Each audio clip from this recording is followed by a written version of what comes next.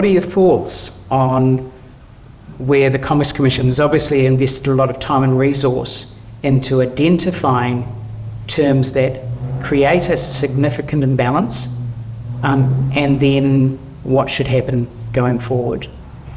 So the first point is ComCom have taken an education sort of stance to this. They, instead of going to court and incurring a lot of time and money, they've gone to the operators and said, listen, this is what you're doing wrong, you need to put that right. And lots of them have. There are lots of terms that they've tidied up, taken out of their contracts, and that's great. And some of those terms have not yet been relied on, so they haven't affected people. But there's one big one in there that I've got a big problem with, and that's the chattels clause. So the residents have often had to pay for replacements to chattels or repairs to them. And that could be thousands in some case if you're having to replace carpets. It could be hundreds if it's a plumbing bill or something like that. So we're now in a situation where all of the residents know that this clause is possibly an unfair trading term. The only people that can conclude that it absolutely is a court. And I would have liked to have heard that the Commerce Commission, on that particular term, we're not going to take an education stance with it. Because is that fair? If your mum and dad are in a retirement village and they've just bought a new oven, they've just paid plumbing bills last week, and they hear that their operator has been educated not to charge them, how does that make you feel? I'd want my money back. Yeah, I completely understand, and I guess the challenge here is that it's the Commerce Commission that needs to take the action. Yes, we can't take the operator to court. We're prevented from doing that under the Fair Trading Act. So the Commerce Commission have to do that, and they have to have it declared as an unfair term. But at that point, you've got years and years of overcharging from this chattels issue.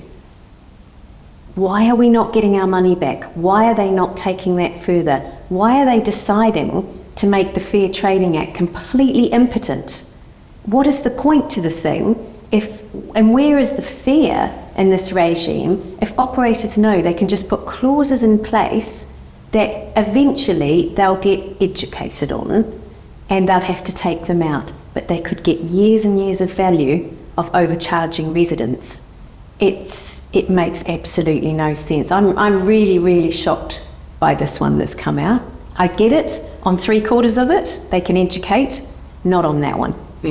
So we've heard some of the commentary come back that there is a review underway, and so as part of a review, it would seem premature to take action as part of a wider regulatory review that's already happening.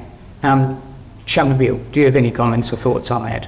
Well, we know that the retirement village sector has huge power imbalance issues in everything. So whenever the Commerce Commission looks into this stuff, it keeps finding things, right? This is the problem. And the sector will change as soon as people find out that, oh no, you will take that out. But why should we have to probe them every single time to fix this up? The Commerce Commission needs to be much more proactive, because the reality is that it's creating significant consequences for a growing number of New Zealanders, and this unfairness is becoming endemic. It's essentially become a very permissive regime. That's the thing that worries me, is if the Commerce Commission is not resourced sufficiently and active enough in pursuing these unfair terms and really pushing it really hard, how are we going to get better behaviour? We're not, and I think the full government review coming out is certainly not going to demand repayments. That's not their role to do that. That's to look at the way the law works and the financial terms of the contract and the imbalance of power there, but not to say, gosh, you've had 5 years of charging for ovens and plumbing that you shouldn't have, and now we're going to mandate that you repay that. That's not about to come out of the review. That's only something that the Commerce Commission could make happen. So you're saying that while the Commerce Commission may have identified some terms that create significant imbalance, we might not see some of those areas actually addressed as part of the review because it's not required, because we Not don't a have a court repayment. decision? Not a repayment. You can only. Okay. There's no of course- remedy. Yes, of course they'll be reviewed and those clauses will be gone. But what about the fact that my mum and dad have been paying them for 5 years?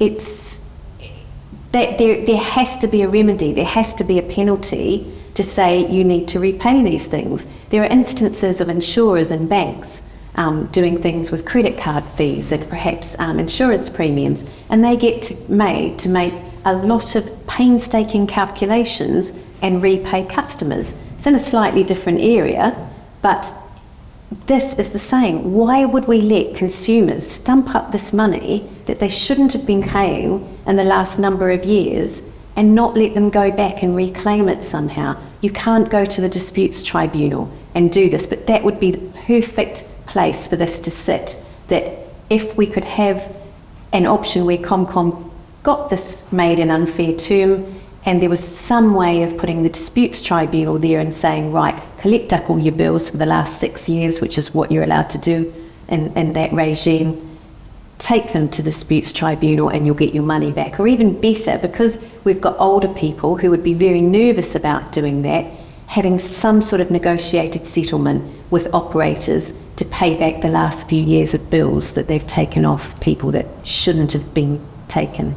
So do you think one of the ways of perhaps addressing this is literally a voluntary, I guess, gesture from operators to say, actually, we've heard what the Commerce Commission said.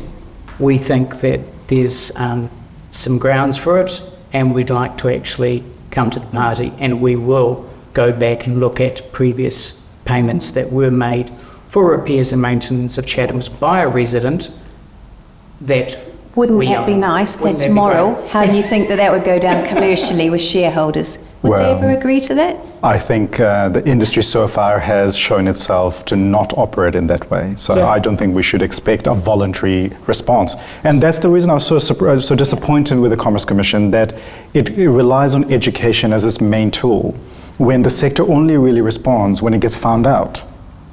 Yeah, and where there's a penalty.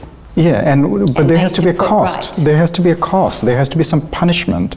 And it's not always about vilifying people, but the reality is that when you've done bad things, and in this case it is a bad thing because you've broken the rules, you have actually acted in a way that is not consistent with the rules of this country.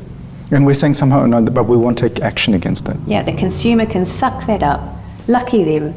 They can pay for all those ovens and carpets, and we'll let big business off it. It's not right. No. So how would we want to see this sort of fixed? How would we want to see this resolved?